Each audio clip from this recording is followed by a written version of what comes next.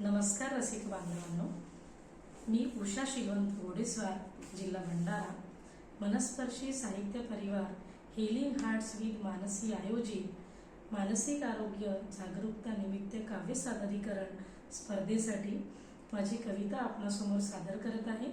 माझ्या कवितेचे विषय आहे मनाचा कॅनव्हास। कोरा करकरीत अथांग पसरलेला हा मनाचा एक कॅनव्हास असतो। कोरा करकरीत अथांग पसरलेला हा मनाचा एक कॅनव्हास असतो। प्रत्येकाच्या सुखदुःखाचा यातच तर सारा इतिहास बसतो। प्रत्येकाच्या सुखदुःखाचा यातच सारा इतिहास बसतो। चित्रे अनेक उमटतात यावर, काही ओघात पुसलीही जातात। चित्रे अनेक उमटतात यावर, काही ओघात पुसलीही जातात। पण त्या पुसल्या जाणाऱ्या खडा आयुष्यभर मनी कोरून उरतात। पण त्या पुसल्या जाणाऱ्या खडा आयुष्यभर मनी कोरून उरतात। इथे जगाच्या नजरेतून वाचून माणूस स्वतःचे अश्रू लपवतो।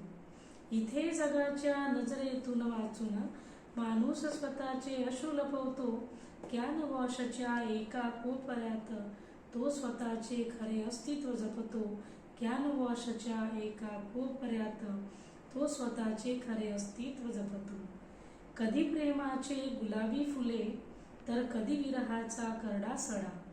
कधी प्रेमाची गुलाबी फुले, तर कधी विरहाचा करडा सडा। मनाच्या कॅनव्हासवर चालत असतो आयुष्याचा एक अविरत पाढा। मनाच्या कॅनव्हासवर चालत असतो आयुष्याचा एक अविरत पाढा।